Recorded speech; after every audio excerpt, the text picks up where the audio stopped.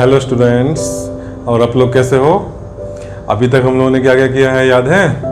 Class 9th वाले यानी कि कांस्टेंट एक्सेलरेशन वाले केस में हम लोग अभी चल रहे हैं और उसमें हमने क्या क्या कर लिया है? हमने इक्वेशंस का डेरिवेशन कर लिया। इक्वेशन के डेरिवेशन से पहले हमने बेसिक ग्राफ की नॉलेज ऑब्टेन करी है। ठीक है, अब हम लोग एक नया टॉपिक है और ये टॉपिक बहुत इंपॉर्टेंट है जेईई के पॉइंट ऑफ व्यू से और नीट के पॉइंट ऑफ व्यू से। ठीक है, क्या लिखा है यहाँ पर? Distance travelled in nth second. nth second इसका क्या मतलब है? तो एक जरा टाइम लाइन बना के देखते हैं। ठीक है, टाइम लाइन मतलब एक हम एक्सिस बना रहे हैं जिसपे टाइम का हम 0, 1, 2 इस तरह से लिख रहे हैं। ठीक है, सपोज यहाँ पर हम t इज 0 लिख रहे हैं। ठीक, फिर t इज हमने 1 लिखा, फिर t इज 2 लिखा, 3 लिखा। ठीक है, तो ये जो पहला इंटरवल है 1 सेकेंड का, इसको मैं क्या नाम दे रहा हूं? दिस इज अवर, देखो ये ड्यूरेशन ऑफ अवर जर्नी है, उस जर्नी का this is the first second. समझ में आया? Second, this is the unit of time. ठीक है, तो फर्स्ट सेकेंड। फिर ये क्या हुआ? This is your second second, this is your third second. ठीक है, अब मैं बोल रहा हूं कि nth सेकेंड। तो ये बताओ nth सेकेंड कहां से शुरू होगा और कहां पर एंड होगा? nth second. तो जरा चेक करते हैं, थर्ड सेकेंड कहां से शुरू हुआ था? 2 से। एंड कहां पे हुआ? 3। थर्ड सेकेंड एंड हुआ 3 पर, तो nth सेकेंड कहां पर एंड होगा? nth सेकेंड n पर एंड होगा। और कब शुरू होगा? तो उससे 1 सेकेंड पहले n-1 पर शुरू होगा। बोलो, समझ में आया? What is nth second? Nth second is the interval of 1 second which starts at t is equals to n-1 and ends at t is equals to n. ठीक है, ये सारे 1 सेकेंड के इंटरवल्स हैं। ठीक, तो फर्स्ट सेकंड, सेकंड सेकंड में starting 1 से हुई और एंड 2 पर हुई, यानी 2 मैच हुआ। फर्स्ट सेकंड एंड हुआ था 1 पर, सेकंड एंड हुआ 2 पर, थर्ड सेकंड एंड हुआ 3 पर, nth second will end at n-1th second कब एंड होगा? n-1th सेकंड एंड होगा n-1 पर। तो शुरू कब होगा? तो n-2 पर शुरू होगा। समझ में आ गया? तो concept of nth second.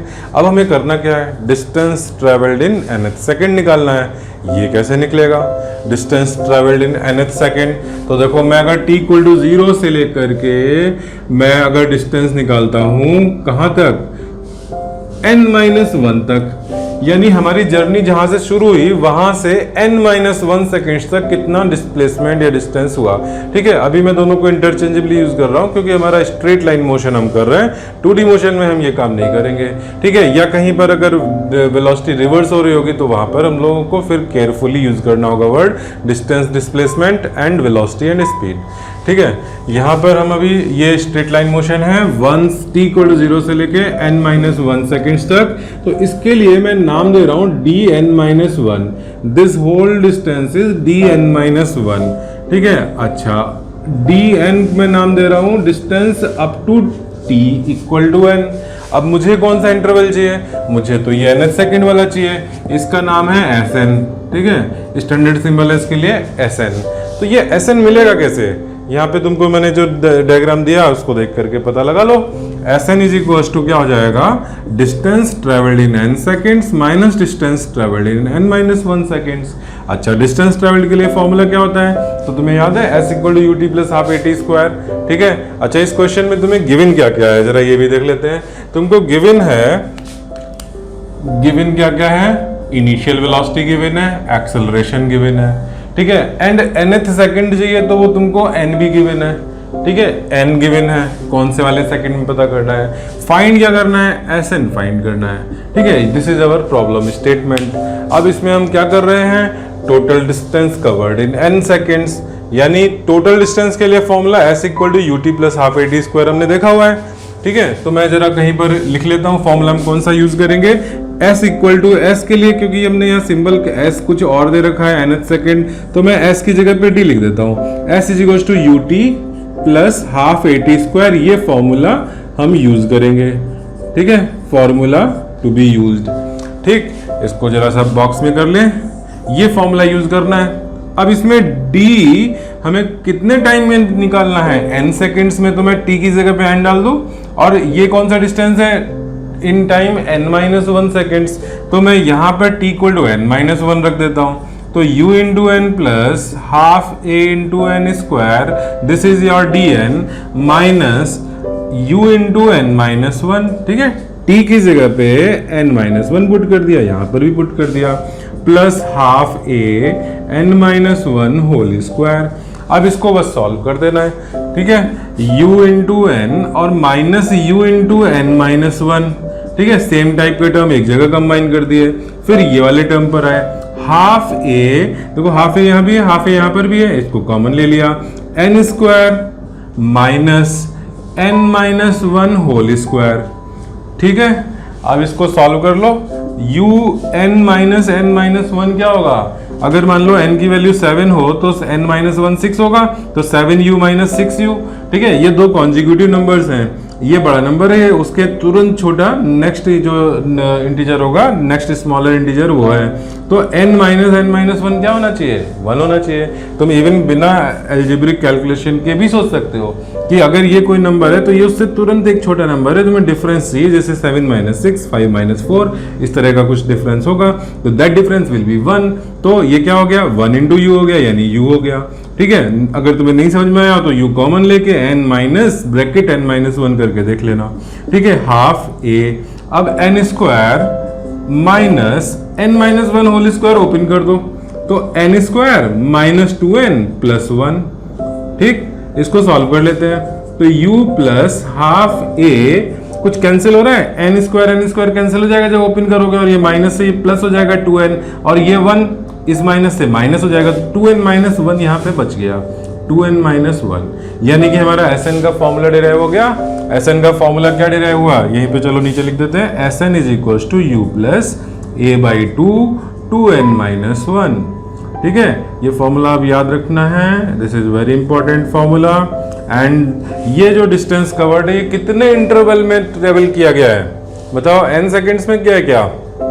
No, this interval is not travelled in n seconds. n second वाला तो dn था, ठीक है, dn था जो टोटल n सेकेंड में ट्रेवल हुआ था, ये तो हमारा 1 सेकेंड के इंटरवल में है, ठीक है, ओनली इन 1 सेकेंड, ठीक। तो Sn समझ में आ गया, ठीक। इसको जल्दी से नोट करो, then we will do something more in this concept.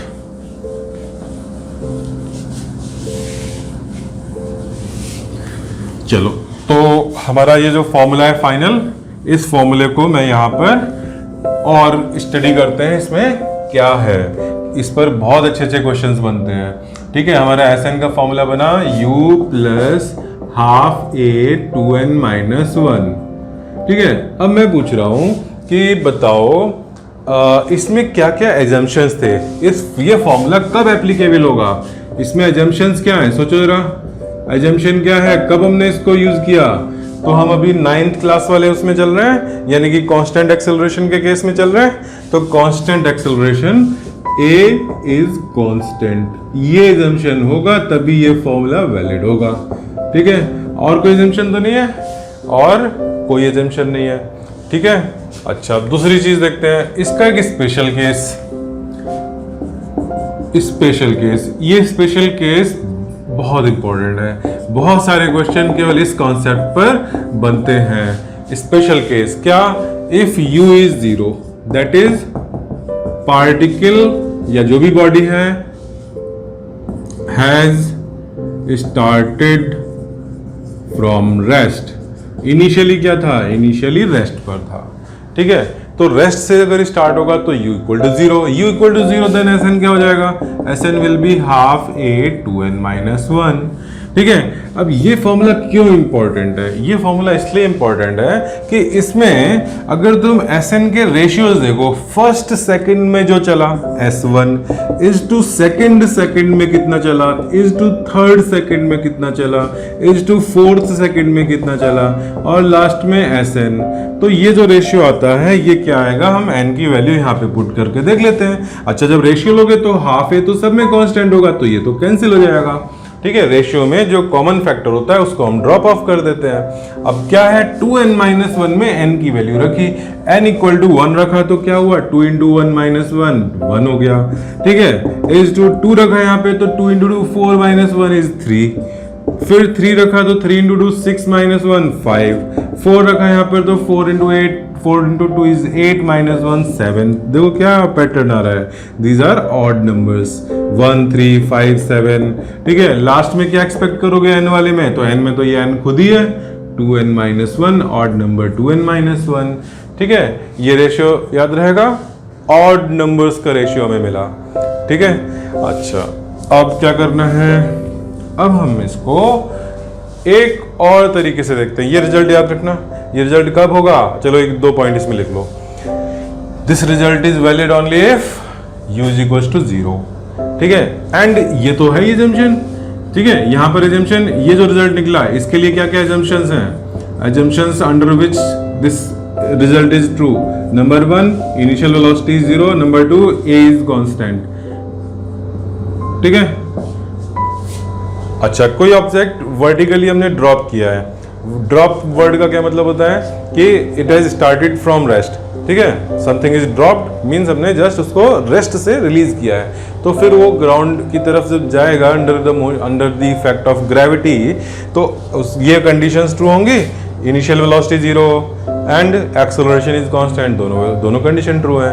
तो वहां पर इस तरह के बहुत सारे क्वेश्चन बनते हैं। ठीक है, जैसे suppose a tap is leaking.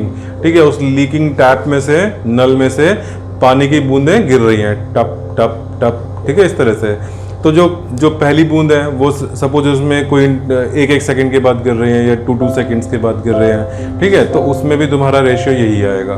ठीक है, अभी मैंने इसमें क्या कहा, अगर इंटरवल 1 सेकंड ही नहीं होना जरूरी है, 2 सेकंड 3 सेकंड कोई भी इंटरवल हो, फिक्स्ड इंटरवल हो, तब भी रेशियो यही आता है। ठीक है, एक बार इस चीज को प्रूव भी करते हैं, क्योंकि हमने तो अभी जो प्रूव किया वो 1 सेकंड के इंटरवल के लिए किया है। ठीक है, बट अगर टाइम इंटरवल फिक्स्ड हो, अगर मैं कहूँ कि हमारा जो मैं रादर देन 1 सेकेंड मैं कुछ इंटरवल टी सेकेंड्स के बाद अगर इंटरवल में मैं देख रहा हूँ कि in the first T second कितना वो ट्रेवल किया, फिर in the second T second वो कितना ट्रेवल किया, in the third T second, T हमारा कांस्टेंट है। जैसे फॉर एग्जांपल हम 5 सेकेंड के इंटरवल में कितना वो ट्रेवल कर रहा है उसका देख रहे हैं कि किस रेशियो में ट्रेवल कर रहा है, तो वहां पे भी क्या रिजल्ट आएगा, वहां पर भी एग्जैक्टली यही रेशियो आता है। ठीक है, तो मैं यहां पे पॉइंट लिखवा देता हूं, note this ratio is not only true for intervals of 1 second each, but under these assumptions, but this result यानी this ratio, ठीक है, जो हमने रेशियो निकाला 1 3 5 7, this ratio is also true for distances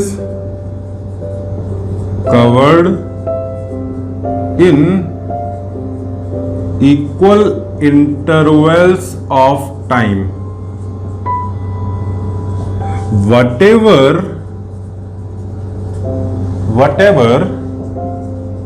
the value of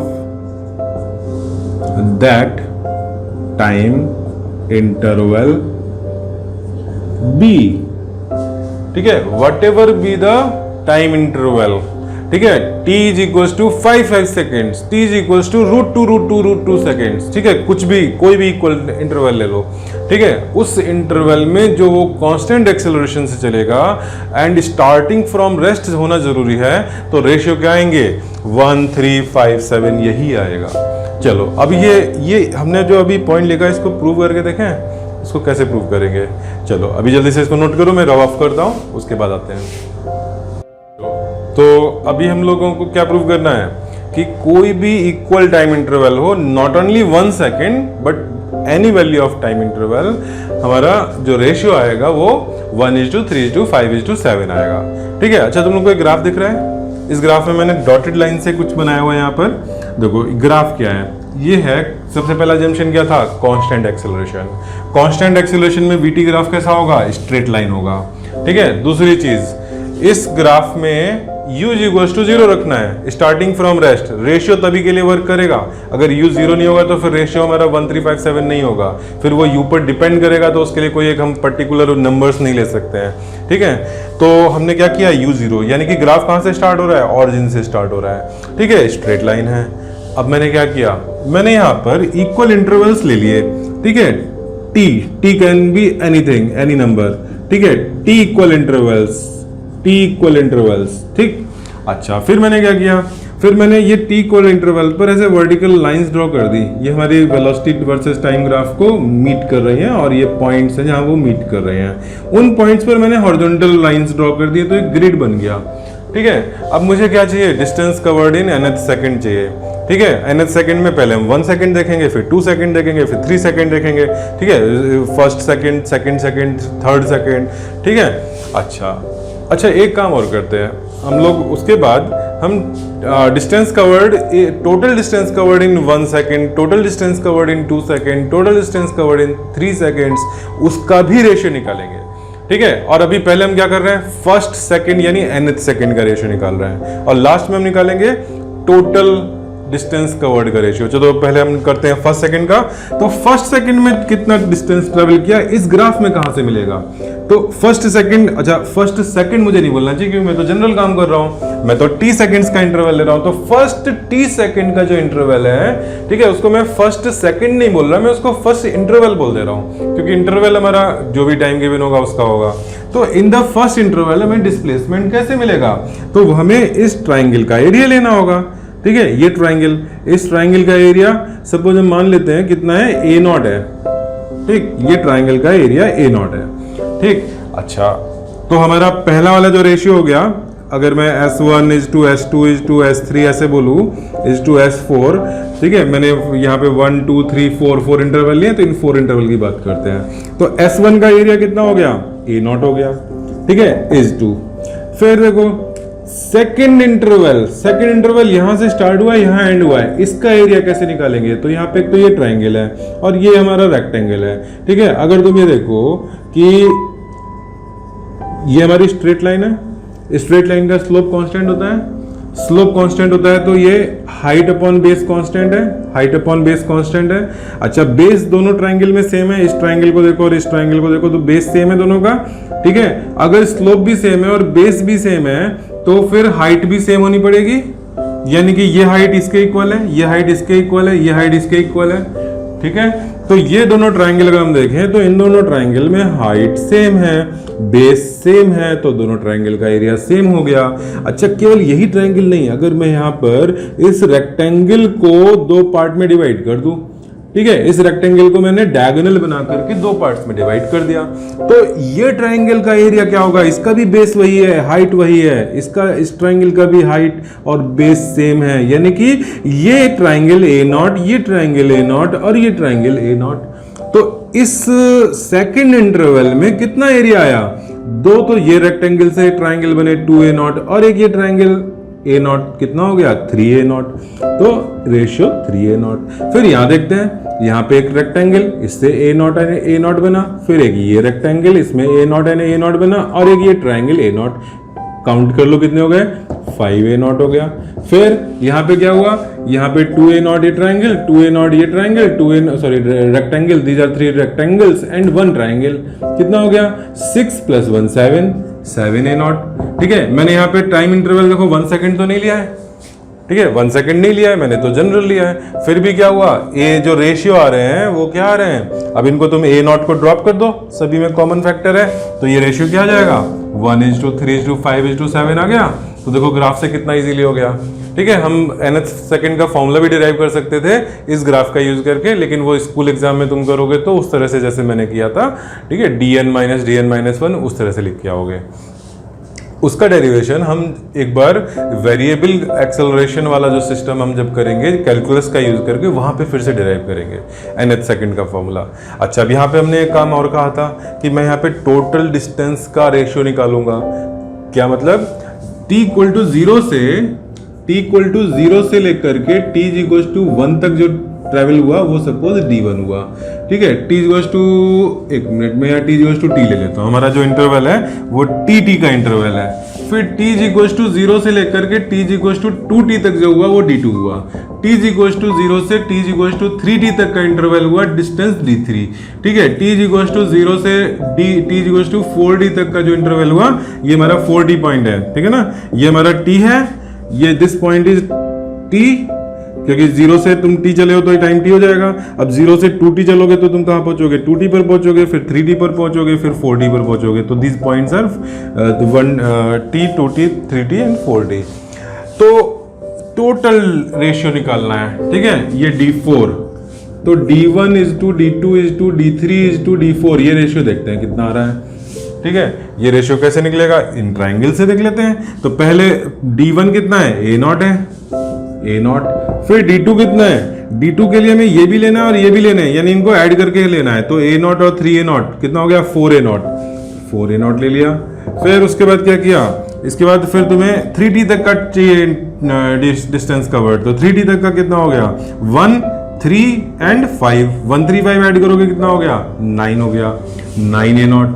फिर last में देख लेते हैं, 9 तो यहां तक हो गया है और 7 ये है, 9 प्लस 7 कितना हुआ, 16 हो गया। तो 16a0 तक पहुंच गए, यानी कि ये रेशियो क्या आया, 1:4:9:16।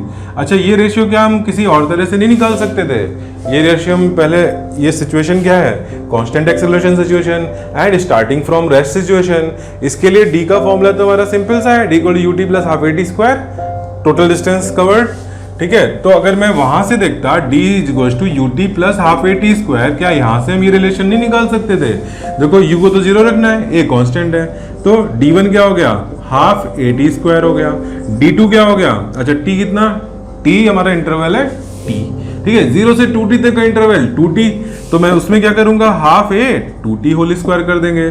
फिर d3 के लिए क्या करेंगे, ½ a 3t स्क्वायर कर देंगे, टोटल टाइम इंटरवल, ठीक है। d4 के लिए क्या करेंगे, ½ a 4t होल स्क्वायर। जब तुम इनका रेशियो लोगे तो क्या होगा, d1 = d2 = d3 = d4। तो कॉमन कुछ दिख रहा है, ½ at square, ½ a t square, ½ a t square, तो ये तो सब में कॉमन है, ड्रॉप कर दो। फिर क्या बचा, यहाँ पे 1, यहाँ पे 2 स्क्वायर, यहाँ 3 स्क्वायर, यहाँ 4 स्क्वायर, तो 1 स्क्वायर 2 स्क्वायर 3 स्क्वायर 4 स्क्वायर। और अगर लास्ट में तुम n तक ले जाओ इसको, अगर ये रेशियो में dn तक ले जाऊं तो ये लास्ट में जाकर के n स्क्वायर हो जाएगा रेशियो, ठीक है। तो हमारा total journey in the t seconds t square के प्रोपोर्शनल है।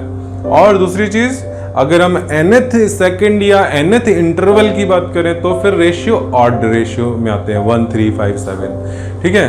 अच्छा, अब इसका एप्लीकेशन देखेंगे कि ये कैसे न्यूमेरिकल में यूज होगा, ठीक है। चलो, तो इसको जल्दी से नोट किया जाए, देन उसके बाद हम दोबारा से आते हैं। चलो, ये क्वेश्चन करते हैं, देखो इसको, और अभी ये क्वेश्चन नोट करके और वीडियो को पॉज करके तुम लोगों को थोड़ा ट्राई करना है।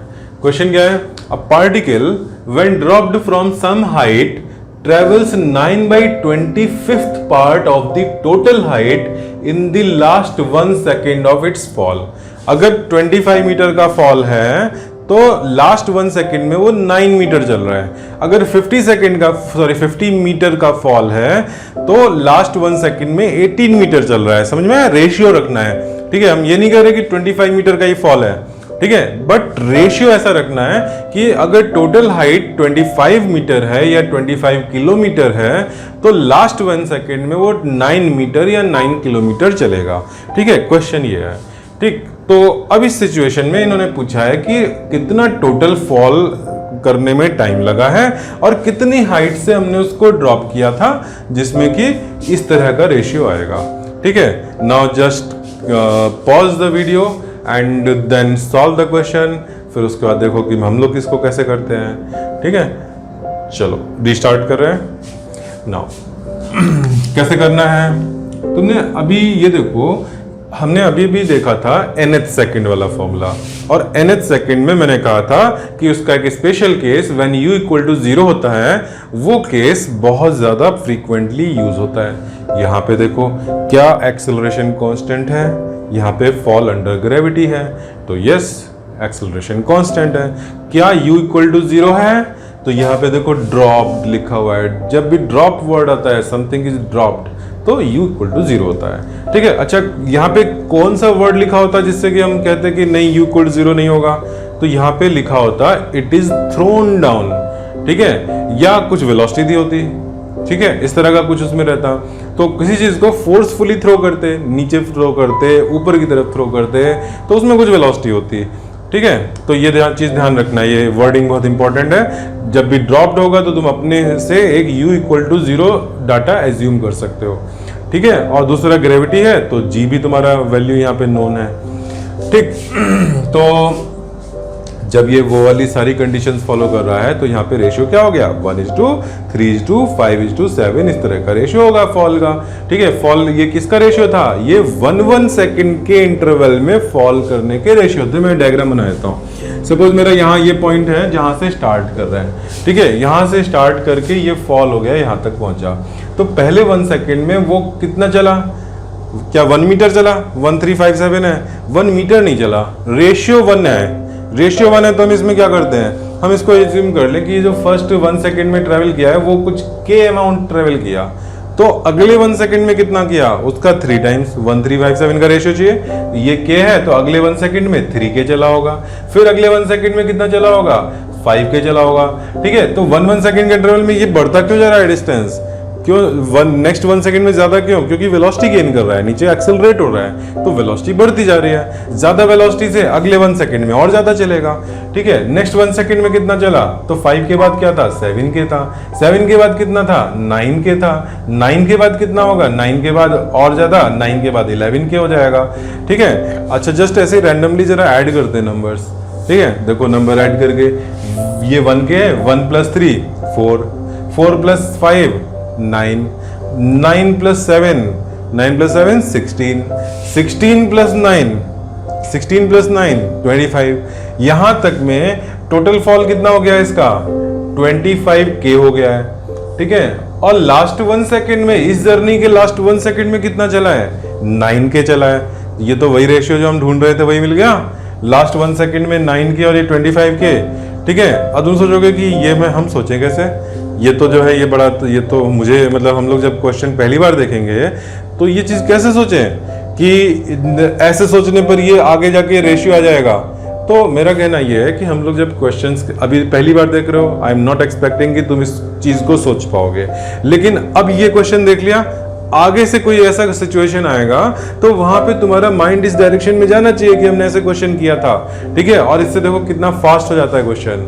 ठीक है, तुमको ये क्या पता लगा कि अगर ये फर्स्ट 1 सेकंड, फिर उसके बाद सेकंड, ठीक है, नंबर काउंटिंग कर लेते हैं, ये 1 सेकंड है, ये 2 सेकंड है, ये 3 सेकंड है। ठीक है, टी टाइम हम यहाँ पे लिख रहे हैं, t = 3, t = 4 एंड t = 5।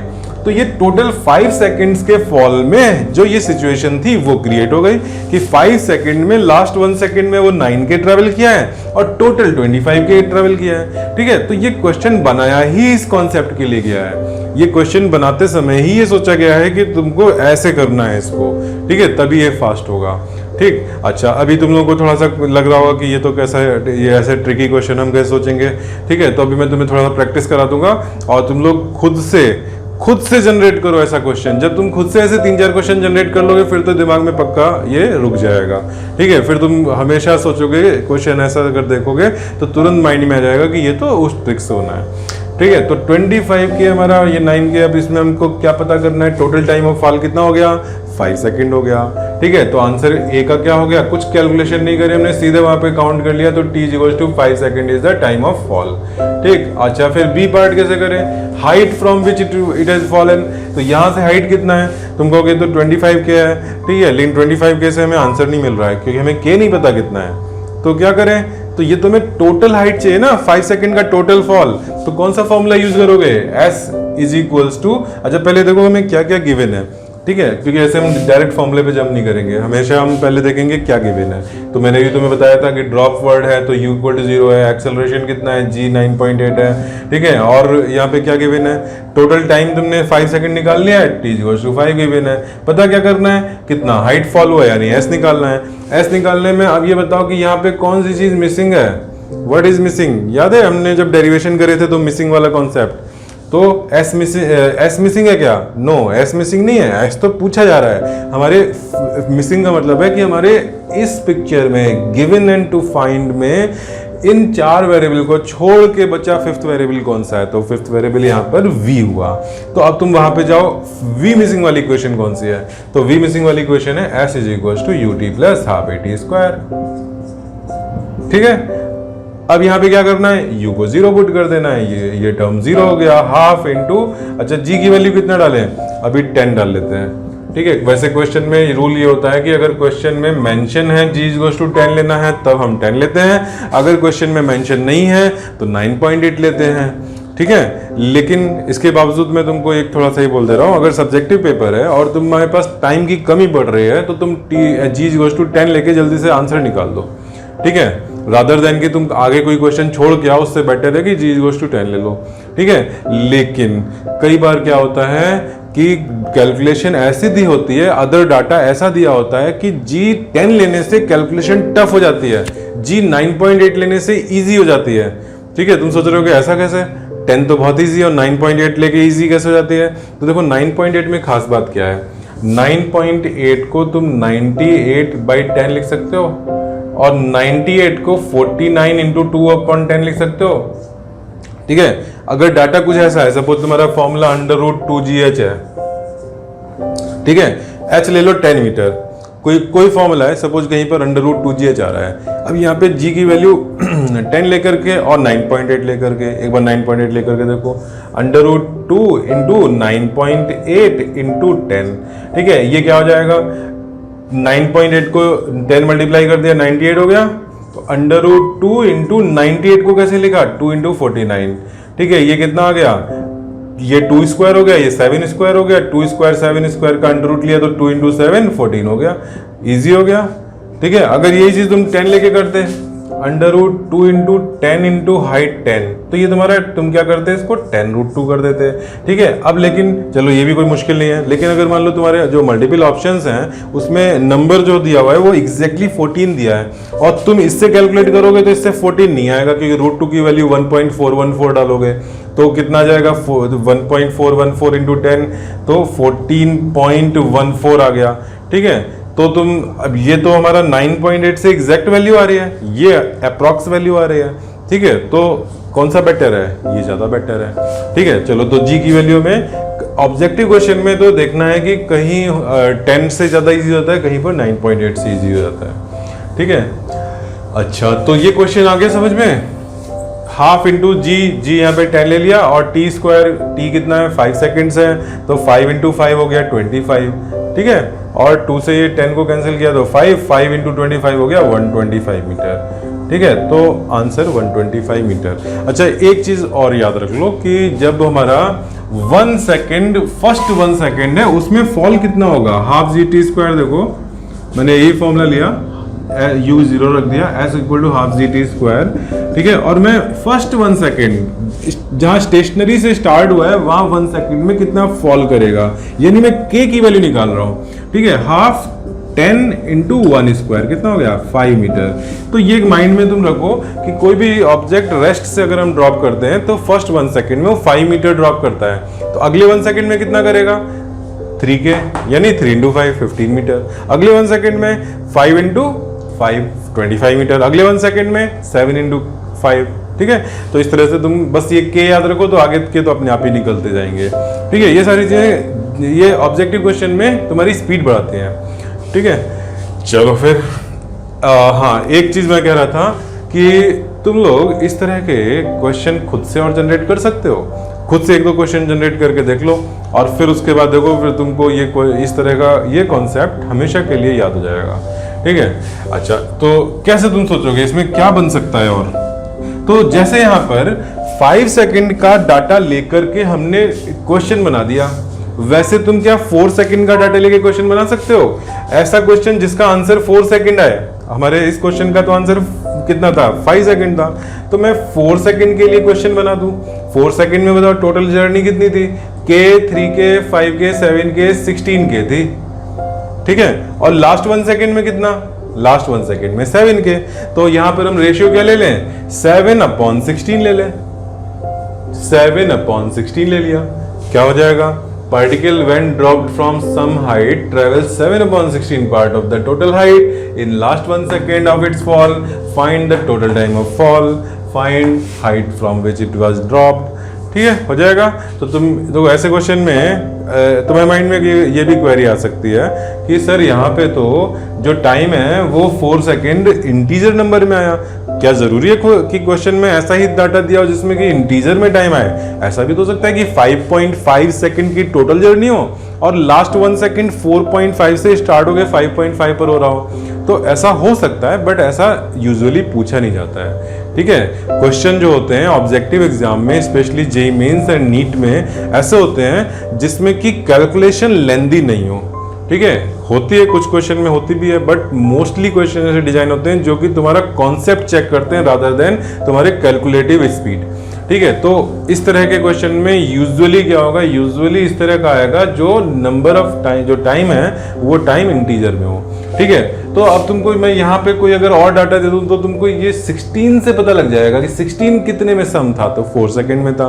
ठीक है, 16 कहाँ से आया था? 4 स्क्वायर। याद है हमारा डी का ratio 1:2 square 3 square 4 square 5 square. तो ये जो टोटल वाली जर्नी है ना, ये हमेशा तुम्हारा n स्क्वायर होगा। तो इसको देखते ही तुम कह सकते हो कि आंसर टाइम कितना है? 4 है। ठीक है, 9/25 में कितना था? 25 को देख के बोल दिया t=5। जहां पे 7/16 को देखा तो वहां पे t=4 बोल दिया। ठीक है, अगर मैं चलो 6 सेकंड का पूछूं, बताओ टोटल मेरा टाइम = 6 सेकंड आना चाहिए, उसमें हमारा टोटल जर्नी कितनी होगी? 36 हो जाएगी। और ऊपर कितना होगा? तो 6th सेकंड में 2n-1 कितना होगा? तो 6 × 2 - 1 12 - 1 कितना? 11।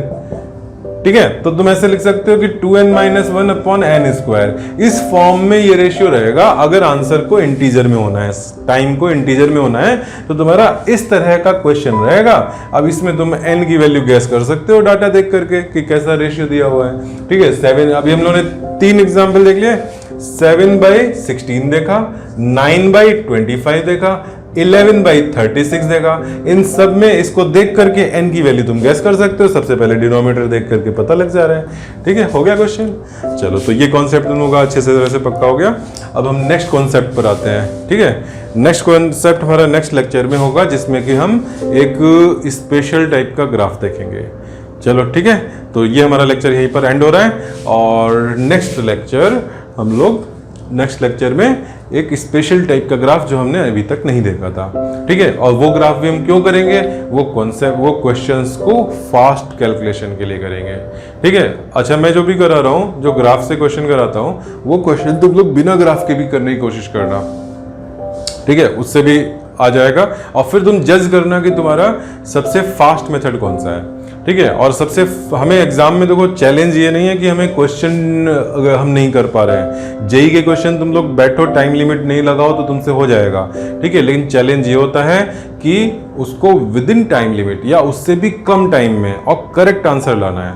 ठीक है, तो तुम जब भी प्रैक्टिस करोगे घर पे क्वेश्चंस की, तो क्वेश्चन सॉल्व होने के बाद एक बार फिर से उसको देखोगे कि इसको हम किसी और अल्टरनेट वे में और ज़्यादा सिंपल मैनर में कम से कम स्टेप्स में कैसे सॉल्व करें। ठीक है, कोई भी क्वेश्चन को एक मेथड से करके सेटिस्फाई नहीं होना है, उसको और भी ट्राई करना है।